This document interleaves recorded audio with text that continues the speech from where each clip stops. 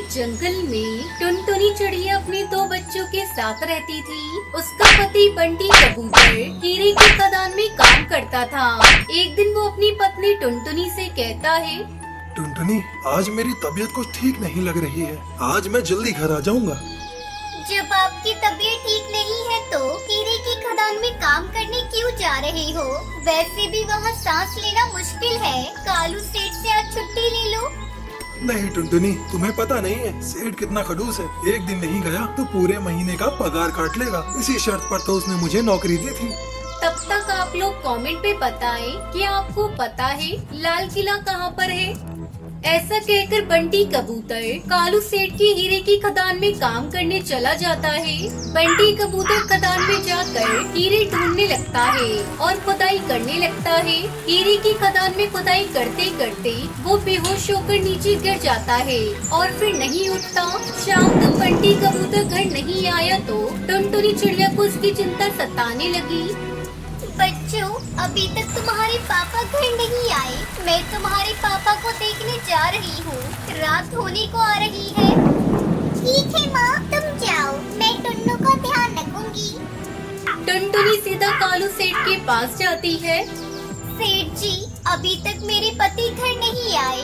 सुबह उनकी तबीयत भी ठीक नहीं थी। अरे मैं क्या जानूँ तेरा पति कहाँ है? कम बखत ने अभी तक एक भी हीरा ढूंढ कर नहीं निकाला और बिना काम किए तनख्वाह पर तनख्वाह चाहिए बस। ऐसी खरी खोटी बातें सुनकर टुनटुनी परेशान हो जाती है। वो सोचने लगती है, आखिर सुनहरी के पापू गए तो कहाँ गए? टुनटुनी अपने पति को ढूंढने लगती है और उसी खदान के अंदर पहुंचती है और वहाँ बंटी जमीन पर पड़ा मिलता है। उसके पास एक नीला हीरा पड़ा था। वो बहुत तेज चमक रहा था। हाय रब्बा, ये क्या हो गया आपको? आंखें खोलिए। आंखें खोलिए बंटी जी, आंखें खोलिए। बंटी का पूरा शरीर ठंडा पड़ चुका था। अब मेरे बच्चों का क्या होगा? कहा था आज मत जाओ हीरे की खदान में, लेकिन तुमने मेरी एक न सुनी। टुनटुनी रोती हुई घर आती है और साथ में वो जादुई नीलम हीरा अपने साथ ले आती है। उसकी दुनिया उजड़ चुकी थी। बच्चे भी पिता की मौत की खबर सुनकर रोने लगते हैं। कई दिन इसी तरह बीत जाते हैं। घर में चूल्हा तक नहीं जला था। मम्मी, भूख लगी है, कुछ खाने को दो ना। दुखी टुनटुनी कालू सेठ के पास इस उम्मीद से जाती है कि कभी बंटी की तनख्वाह उसे मिल जाए ताकि कुछ दिन तक तो उसको सहारा लग सके। क्या रे, तेरे पति ने जो मेरा नुकसान किया है उसकी भरपाई कौन करेगा?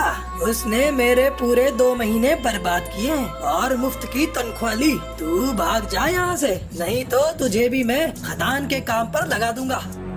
ठीक है सेठ जी, मैं आपकी खदान में काम कर लूंगी, पर मेरे बच्चे कई दिनों से भूखे हैं। कुछ मेरे पति के पैसे मिल जाते तो मैं उन्हें भोजन करवा देती। फिर मैं आपके लिए हीरा खदान में काम कर लूंगी।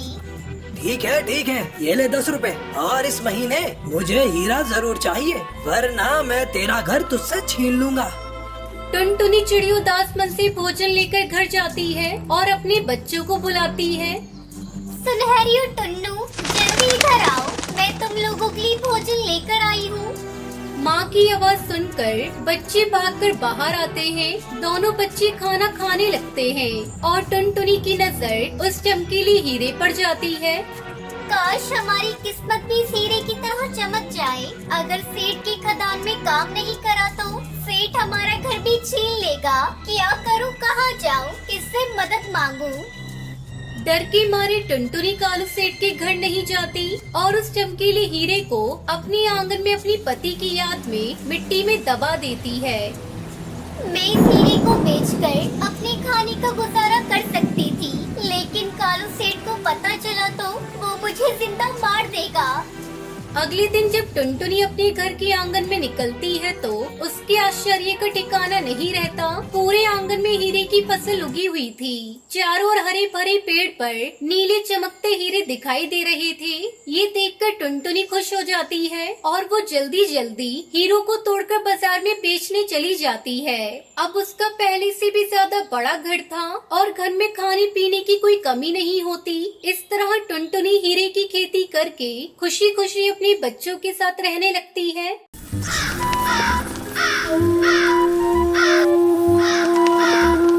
कानपुर गांव में टुनटुनी और पिंकी नाम की दो बहनें रहती थी। टुनटुनी चिड़िया बहुत अच्छी स्वभाव की थी, वहीं पिंकी चिड़िया दिखने में बहुत सुंदर थी। वो स्वभाव से बहुत ही घमंडी और लालची थी। वो टुनटुनी चिड़िया से बहुत ही बुरा बर्ताव करती थी। एक दिन टुनटुनी चिड़िया पिंकी की फेवरेट नेल पॉलिश नाखूनों पर लगा लेती है, जिसे देखकर पिंकी चिड़िया गुस्से से आग बबूला हो गई। क्योंकि तेरी हिम्मत कैसे हुई मेरी नेल पॉलिश को हाथ लगाने की? तेरे काले हाथों में नेल पॉलिश अच्छी नहीं लगती। तूने मेरी नेल पॉलिश गंदी कैसे कर दी? पता है कितनी महंगी नेल पॉलिश थी? पिंकी, तुम तो मेरी सगी बहन हो, फिर तुम मेरे साथ ऐसा बर्ताव क्यों करती हो? तेरे जैसी गंवार मेरी बहन नहीं हो सकती। कहाँ मैं इतनी सुंदर पढ़ी लिखी और कहाँ तू गंवार 5th पास। चल अब जल्दी से मेरे घोंसले से बाहर निकल। खबरदार आगे से मेरे किसी भी नेल पॉलिश को हाथ लगाया तो। अपनी बहन पिंकी की बात सुन टुनटुनी चिड़िया बहुत दुखी होकर अपने घोंसले में चली गई। उसी गांव में जंगल के पास एक गुफा में एक दुष्ट जादूगर कौवा रहता था। उस जादूगर ने एक दिन नदी किनारे अपनी जादुई शक्ति से एक मायावी नेल पॉलिश का पेड़ लगाया। आखिरकार मायावी नेल पॉलिश का पेड़ यहाँ लग ही गया। हा हा हा। अब जो भी चिड़िया इस पेड़ से नेल पॉलिश लेकर अपने नाखूनों पर लगाएगी तो वो मेरे कब्जे में आ जाएगी। ऐसे ही एक एक करके गांव की सभी चिड़ियों को अपनी मुट्ठी में कर लूंगा। उसके बाद मैं सबकी बलि चढ़ा दूंगा। फिर मैं दुनिया का सबसे शक्तिशाली जादूगर बन जाऊंगा। ऐसे ही एक दिन पिंकी चिड़िया अपनी कुछ सहेलियों के साथ नदी किनारे घूमने गई। तभी उनकी नजर नेल पॉलिश के पेड़ पर पड़ी। पेड़ पर रंग बिरंगी नेल पॉलिश देखकर पिंकी चिड़िया अपनी सहेलियों से बोली, अरे लूसी, देखो तो मैंने ऐसा पेड़ कभी नहीं देखा। इस पेड़ पर तो ढेर सारे सुंदर सुंदर नेल पॉलिश लगी हुई है। वैसे भी मेरी फेवरेट नेल पॉलिश उस गंवार टुनटुनी ने खराब कर दी। चलो इस पेड़ से नेल पॉलिश तोड़ लेते हैं। हाँ यार, मैंने भी ऐसा पेड़ पहले कभी नहीं देखा, लेकिन ये पेड़ यहाँ आया कहाँ से? ये पेड़ आया कहीं से भी हो, है तो हमारे काम की। चल अब ज्यादा मत सोच, जल्दी से नेल पॉलिश तोड़ लेते हैं। तू ठीक कह रही है, मेरी भी नेल पॉलिश खत्म हो गई है। ऐसा मौका फिर नहीं मिलेगा। मुफ्त में इतने सारी नेल पॉलिश मिल रही है। इतना कहकर पिंकी चिड़िया और उसकी सहेलियाँ उस जादुई नेल पॉलिश के पेड़ से अपने लिए ढेर सारी नेल पॉलिश तोड़ लेती हैं। घर जाकर जैसे ही वो दोनों नेल पॉलिश अपने नाखूनों पर लगाती हैं, नेल पॉलिश लगाते ही वो दोनों जादूगर की गुफा में पहुंच जाती हैं। अपने आप को गुफा में पाकर तीनों बहुत घबरा गई।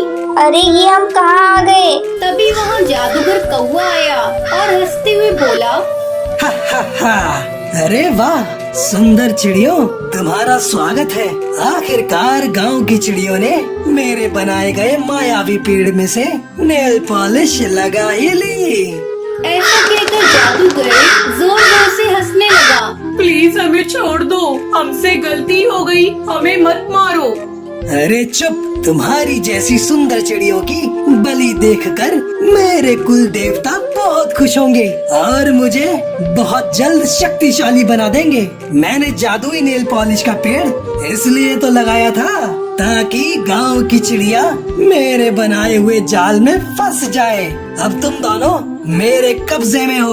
अब तुम्हें मेरे चंगुल से कोई नहीं बचा सकता। हा हा हा।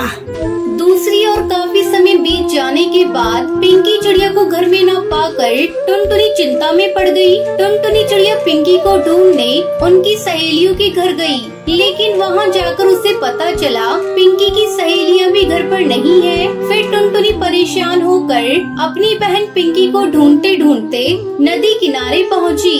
तभी उसकी नजर उस नेल पॉलिश के पेड़ पर पड़ी। उस पेड़ को देखकर टुनटुनी चौंक गई और सोचने लगी, अरे ये कैसा पेड़ है? इस पर तो रंग बिरंगी नेल पॉलिश लगी हुई है। मैंने आज तक कभी किसी पेड़ पर नेल पॉलिश लगी हुई नहीं देखी। कल जब मैं यहाँ आई थी तब ये पेड़ यहाँ पर नहीं था। फिर अचानक रातों रात ये पेड़ यहाँ कैसे आ गया? कहीं कुछ गड़बड़ तो नहीं है? वो सोच ही रही थी कि तभी वहाँ एक सुंदर सी चिड़िया आई और उस पेड़ में से नेल पॉलिश निकाल कर अपने नाखूनों पर लगाने लगी और देखते ही देखते वो अचानक गायब हो गई। ये नजारा देख टुनटुनी हक्का बक्का रह गई। लगता है ये कोई मायावी पेड़ है और किसी ने इसका गलत इस्तेमाल करने के लिए यहाँ लगाया है। मुझे लगता है मेरी बहन भी नेल पॉलिश को लगाकर गायब हुई है। मुझे अपनी बहन तक पहुँचने के लिए ये नेल पॉलिश लगानी होगी। टुनटुनी चिड़िया नेल पॉलिश लगाने ही वाली होती है कि तभी एक परी वहाँ प्रकट हुई और बोली, रुक जाओ, ये तुम क्या करने जा रही हो? तुम उस दुष्ट जादूगर से अकेले कैसे लड़ पाओगी? मुझे अपनी बहन को किसी भी कीमत में बचाना है, चाहे मेरी जान ही क्यों न चली जाए।